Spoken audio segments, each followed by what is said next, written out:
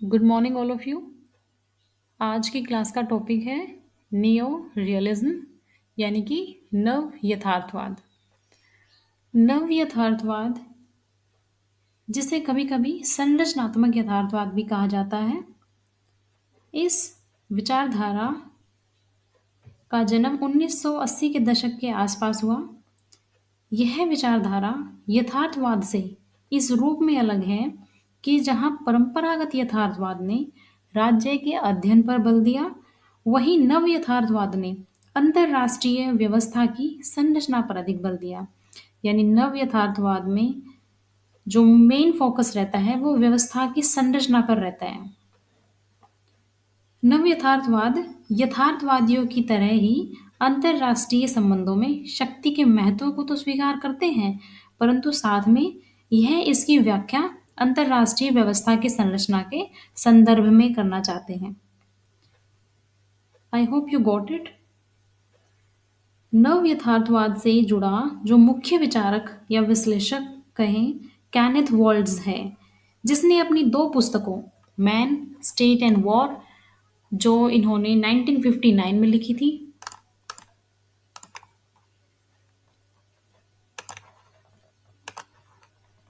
1959 में इनके द्वारा लिखी गई थी, और जो इनकी दूसरी पुस्तक थी थियरी ऑफ इंटरनेशनल पॉलिटिक्स, इसको इन्होंने 1979 में लिखा था।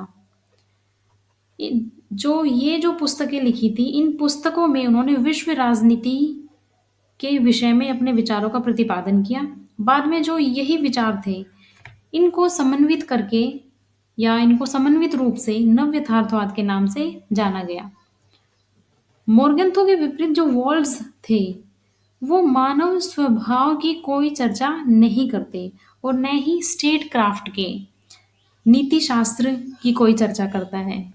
यानी जैसे मोर्गेंथो ने एक्सप्लेन किया था ह्यूमन नेचर को, वहीं कैनेथ वॉल्स मानव स्वभाव के बारे में कोई भी चर्चा नहीं करता और न ही यह स्टेट क्राफ्ट के नीति शास्त्र की कोई चर्चा करता है। उसका मानना है कि राज्य शक्ति के लिए निरंतर संघर्षरत होते हुए भी शक्ति के कारकों से ही नहीं, बल्कि अंतरराष्ट्रीय संरचना से भी प्रभावित होते हैं। यानी मेन जो फोकस था इसका, वो अंतरराष्ट्रीय संरचना के ऊपर था। वोल्स का मानना है कि अंतरराष्ट्रीय राजनीति में जो करता है वो अपेक्षाकृत कम महत्वपूर्ण होते हैं, क्योंकि संरचना उनको एक निश्चित प्रकार से कार्य करने को बाध्य कर देती है। कमोबेश रूप से कार्य संरचना के द्वारा ही निर्धारित होते हैं। केनेथ ने इस सिद्धांत में राष्ट्रों के मध्य डिसेंट्रलाइज्ड एनार्की सिस्टम यानी कि विकेंद्रित अराजक व्यवस्था को अंतरराष्ट्रीय संबंधों की एक मुख्य विशेषता माना। नव यथार्थवादियों के अकॉर्डिंग जो अराजक व्यवस्था है, उसका मतलब है वो व्यवस्था जिसमें संप्रभु राज्य को नियंत्रित करने के लिए कोई उच्चतर शक्ति न हो। अलग-अलग संस्कृतियों, विचारधाराओं, संविधान आदि के बावजूद वे सभी एक जैसे कार्य संपादित करते हो, परंतु वे अपनी कैपेसिटी में अलग-अलग होते हैं। व्यवस्था के जो एक्टर्स रहते रहते हैं, उनकी क्षमताओं में परिवर्तन आते ही जो सिस्टम है, जो व्यवस्था है, उसके स्ट्रक्चर में भी चेंज आ जाता है। जब बड़ी शक्तियों का उत्थान और पतन होता है, तो अंतरराष्ट्रीय संरचना में भी परिवर्तन हो जाता है, जिसका परिणाम शक्ति संतुलन में परिवर्तन होता है। इसलिए वॉल्स का मानना है कि अंतरराष्ट्रीय व्यवस्था की संरचना में चेंज के निमित्त जो बड़ी शक्तियां हैं, उनकी अति महत्वपूर्ण भूमिका इसमें होती है।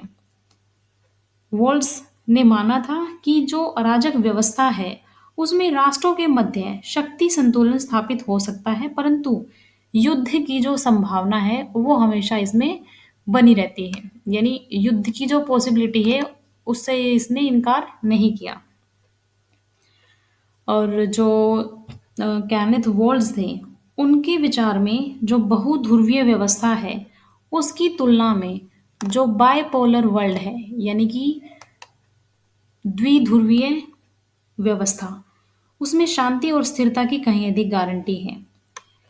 केनेथ वॉल्स का मेन फोकस बायपोलर वर्ल्ड में था, क्योंकि इनके अकॉर्डिंग इसमें शांति और स्थिरता की ज़्यादा गारंटी रहती है।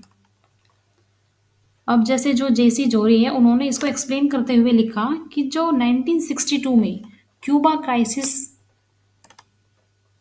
क्यूबा क्राइसिस हुआ था, तो 1962 में क्यूबा का जो प्रक्षेपास्त्र संकट आसानी से निपट गया, क्योंकि जो दोनों महाशक्तियां थी उसमें सहभागी थी, जो एक दूसरे की मारक शक्ति से अवगत थी, उनको पता था कि किसकी कितनी कैपेसिटी है।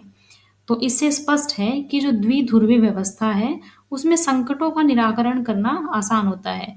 वोल्ट्ज एक ध्रुवीयता को सबसे खराब स्थिति मानता है, क्योंकि ऐसी स्थिति में एक राष्ट्र विश्व के अन्य राष्ट्रों पर अपनी इच्छा और शर्तें आरोपित कर सकता है। तो यहाँ जो फोकस किया केनेथ वोल्ट्ज ने, वो बाइपोलर वर्ल्ड पे किया है। ना इन्होंने बहुध्रुवीय व्यवस्था को अच्छा माना है और ना ही इन्होंने एक ध्रुवीयता को अच्छा माना है। इन्होंने एक ध्रुवीयता और बहुध्रुवीयता दोनों को खराब माना, तथा जो इनके लिए अच्छी व्यवस्था है वो द्विध्रुवीय व्यवस्था है। तो आप इसको याद कर सकते हैं, कई बार ये नेट के एग्जाम में भी इस तरह के क्वेश्चंस पूछे जाते हैं, तो फोकस करना आप इन चीज़ों पे। अब जो नव यथार्थवादी है, वो मानते हैं कि विदेश नीति का जो निर्माण होता है वो अंतरराष्ट्रीय राजनीति की संरचना से मुक्त नहीं होता। नव यथार्थवाद निर्णय निर्माणकर्ताओं को निर्देश देने का इच्छुक नहीं प्रतीत होता, जैसे कि मोर्गेंथो जैसे यथार्थवादी कहते हैं, क्योंकि निर्णयकर्ताओं को, जो डिसीजंस लेते हैं, जो भी एक्टर्स स्टेट्स में, उनको अंतर्राष्ट्रीय व्यवस्था की समस्याओं से रूबरू होना पड़ता है। इस प्रकार जो नियो रियलिज्म है, इसमें स्टेट क्राफ्ट और जो डिप्लोमेसी है उसके लिए भी कोई स्थान नहीं है। ये भी काफ़ी इम्पोर्टेंट है, तो आप इसको भी याद रखना कि केनेथ वोल्स के अकॉर्डिंग, यानी जो नव यथार्थवादी भी और जो थे, उनके अकॉर्डिंग इसमें स्टेट क्राफ्ट और डिप्लोमेसी के लिए भी कोई जगह नहीं रहती। वोल्स स्वीकार करते थे कि जो अंतर्राष्ट्रीय संबंध हैं उनमें राज्य संप्रभुता की धारणा अति महत्वपूर्ण है, यानी जो स्टेट सोवरेंटी है उसको भी इन्होंने इम्पोर्टेंट माना। तो ये छोटे-छोटे जो वन लाइनर यहाँ पे स्टेटमेंट्स बोली जा रही है, इन पे भी आप ये अच्छा खासा फोकस देना, क्योंकि जो कॉम्पिटिटिव एग्ज़ाम्स हैं लाइक योर नेट और जो various state public service commissions होते हैं, असिस्टेंट प्रोफेसर के एग्ज़ाम में जो क्वेश्चंस आते हैं वो इस तरह के क्वेश्चंस कई बार पूछे जाते हैं। और यहाँ पर जैसे स्टेट सॉवरेंटी की धारणा को काफ़ी इम्पोर्टेंट बताया गया है, तो यहाँ पर जो सॉवरेंटी है उसका आशय उस क्षमता से है, उस कैपेसिटी से है, जिसके द्वारा स्टेट यह डिसाइड करता है कि वह अपनी इंटरनल और जो एक्सटर्नल प्रॉब्लम्स हैं उसका सॉल्यूशन किस प्रकार करेगा। जो सॉवरेन स्टेट है वो अन्य राज्यों से स्वतंत्र होता है। स्वतंत्र होने का आशय यह है कि हर राज्य दूसरे राज्य के समान है, अर्थात न किसी को आदेश देने का अधिकार है और न ही किसी को दूसरे की आज्ञा मानना है। ये अब देखो, कुछ इसमें एक बातें और भी बोली गई हैं, पर वो बात सुनने से पहले आप ये देखिए कि कुछ इसमें और भी नव यथार्थवादी है, जैसे Joseph Grieco, Barry बुजान, Charles Jones, Richard little और कोहेन नाई। ये भी नव यथार्थवादी हैं, इन्होंने भी काफ़ी रोल प्ले किया इस कॉन्सेप्ट को और इस सिद्धांत को आगे बढ़ाने में। तो इनके भी आप नाम याद रखिए, कई बार ये भी आपके एग्ज़ाम में पूछे जाते हैं। ये छोटे-छोटे जो नाम हैं, आसान ही है, इनमें कोई नाम में कोई डिफ़िकल्टी इतनी है नहीं, जैसे Joseph Grieco, Barry Buzan, Richard Little, Charles Jones, Keohane Nye. तो क्वेश्चंस में पूछ लिया जाता है कि इनमें से कौन यथार्थवादी नहीं है, नव यथार्थवादी कौन है, कौन नहीं है, मेन फोकस यथार्थवाद पर किसने दिया था, जैसे यथार्थवाद पे फोकस दिया था मोर्गेंथो ने, और नव यथार्थवाद है इस पे मेन फोकस दिया है इसने केनेथ वोल्ट्स ने, और बाकी जो है इनके भी नाम कई बार पूछ लिए जाते हैं, तो प्लीज़ फोकस कीजिए इनके ऊपर भी। नव यथार्थवादी राष्ट्रों के मध्य सहयोग की संभावना को भी स्वीकार करते हैं, परंतु यह भी सत्य है कि राष्ट्र अन्य राष्ट्रों से सहयोग करते टाइम खुद के जो इसके इंटरेस्ट होते हैं किसी भी पर्टिकुलर स्टेट के, ये उनको भी बढ़ावा देते हैं। तो ये इम्पोर्टेंट है, इसमें सभी चीज़ें जो इम्पोर्टेंट है और एग्ज़ाम के पर्सपेक्टिव से और आपकी कंसेप्चुअल क्लैरिटी के लिए जो चीज़ें होनी चाहिए वो सब इसमें एक्सप्लेन की गई। फालतू की चीज़ों को या फिर इसको वीडियो को ज़्यादा डिटेल में करने के लिए अ, जो एक्स्ट्रा चीज़ें हैं उनको शामिल नहीं किया गया है। सिर्फ जो इम्पोर्टेंट है और जो आपके लिए ज़रूरी है उसको इसमें इंक्लूड किया गया है। फ़ोकस कीजिए और अपना एग्ज़ाम क्वालिफ़ाई कीजिए और अपनी नॉलेज को आप बढ़ा सकते हैं, क्योंकि मेन काम तो नॉलेज को ही एनहांस करने का रहता है। अब जो नव यथार्थवादी सिद्धांत है उसकी कुछ प्रमुख मान्यताएं हैं। तो पहली मान्यता यह है कि अंतर्राष्ट्रीय राजनीति एक अराजकता वाली व्यवस्था है, क्योंकि अंतर्राष्ट्रीय स्तर पर कोई शक्ति स्थापित नहीं है। और दूसरी जो इसकी मान्यता या फिर अजम्पशंस हम इसको बोलते हैं वो ये है कि यह अंतर्राष्ट्रीय घटनाओं का वर्णन अंतर्राष्ट्रीय व्यवस्था की संरचना के अनुसार करती है, न कि राज्यों के राष्ट्रीय हितों के अनुसार। तो ये बहुत ही इजी लाइंस हैं। आपको एक दो बार आप पढ़ोगे तो आपको इजीली समझ में आ जाएगी, और शायद बहुतों को ये समझ में आ भी गई हो ऑलरेडी। और तीसरी जो इसकी मान्यता है वो यह है कि ये संघर्ष के साथ सहयोग पर भी बल देती है। ये काफ़ी इम्पोर्टेंट है कि संघर्ष तो रहता ही है लेकिन साथ में ये सहयोग पर भी फोकस करती है। तो तीन मान्यताओं में पहली मान्यता है कि अंतर्राष्ट्रीय राजनीति एक अराजकता वाली व्यवस्था है, कोई भी अंतर्राष्ट्रीय स्तर पर शक्ति स्थापित नहीं है, यानी कि कोई सत्ता ऐसी स्थापित नहीं है। दूसरा, यह अंतर्राष्ट्रीय घटनाओं का वर्णन व्यवस्था की संरचना के अनुसार करती है। मैं ऑलरेडी आपको बता चुकी हूँ 2-3 बार कि मेन जो फ़ोकस है वो इसमें संरचनाओं के ऊपर ही रहता है। इसलिए ही इसको कई बार यथार्थ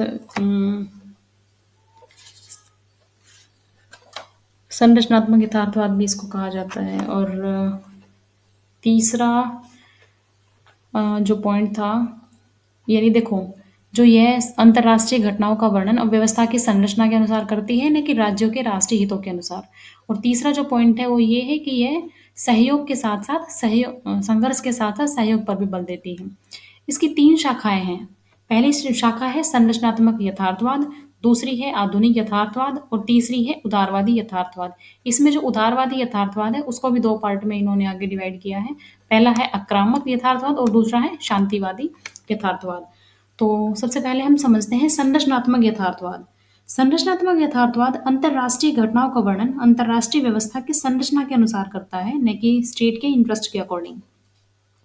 यह अंतर्राष्ट्रीय राजनीति में सहयोग और संघर्ष दोनों पक्षों पर बल देता है। इसके प्रमुख विचारक केनेथ वोल्स हैं, जो अभी हम जिसके बारे में पढ़ भी रहे थे। और इन्होंने अपनी बुक लिखी थी थियोरी ऑफ इंटरनेशनल पॉलिटिक्स। उसमें युद्ध को समाप्त करने के लिए दोनों स्थितियों यानी सहयोग और संघर्ष दोनों पर ही बल दिया है। इनका कहना है कि अंतर्राष्ट्रीय राजनीति में अराजकता के कारण, कोई केंद्रीय संप्रभुता न होने के कारण पूरी तरह से शांतिपूर्वक समझौता संभव नहीं है। वॉल्स के अनुसार अंतर्राष्ट्रीय व्यवस्था की जो संरचना है वो इस प्रकार की है कि राज्य के जो नेतागण है यानी कि जो एक्टर्स है वो शांति के कितने भी इच्छुक क्यों ना हो, व्यवस्था राज्यों को युद्ध के लिए प्रेरित कर ही देती है।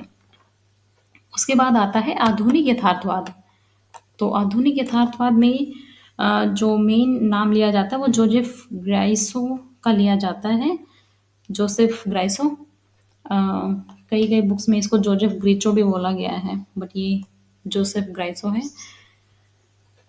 इन्होंने किया था आधुनिक नव यथार्थवाद अंतर्राष्ट्रीय राजनीति को शांति के लिए संघर्ष मानता है। देखो, मोर्गेंथो ने बात कही थी कि शक्ति के लिए संघर्ष, लेकिन यहाँ पर जो ये जोसेफ है ये बात कर रहे हैं कि अंतर्राष्ट्रीय राजनीति शांति के लिए संघर्ष है और राष्ट्रीय राज्य अपने लाभ के लिए अंतर्राष्ट्रीय राजनीति में भाग लेते हैं। इस प्रकार हम देखते हैं कि जो ये आधुनिक नव यथार्थवाद है वो मोर्गेंथो के परंपरावादी यथार्थवाद के बहुत करीब है। अब जो तीसरी इसकी शाखा आती है वो आती है उदारवादी यथार्थवाद, जिसमें 2 तरह की ब्रांचेस है। पहला आक्रामक, यह शक्ति और युद्ध को अंतर्राष्ट्रीय राजनीति का आधार मानता है। इसके समर्थक है मीरे शायरे। तो नाम याद रखना आप, मीरे शायरे। इसमें अच्छे से मुझसे लिखा नहीं जाएगा, मीरे शायरे, तो आप नाम याद रखना। ये भी एग्जाम में ऑलरेडी पूछा गया है। और दूसरा है इसमें शांतिवादी यथार्थवाद। यह अंतर्राष्ट्रीय राजनीति में सहयोग पर अधिक बल देता है। इसके प्रमुख जो समर्थक है वो है चार्ल्स ग्रेसर, जो अंतर्राष्ट्रीय राजनीति में राज्यों के बीच आशापूर्ण सहयोग पर बल देते हैं। तो आई होप आपको ये समझ में आया होगा। Thank you. मिलते हैं नेक्स्ट क्लास में।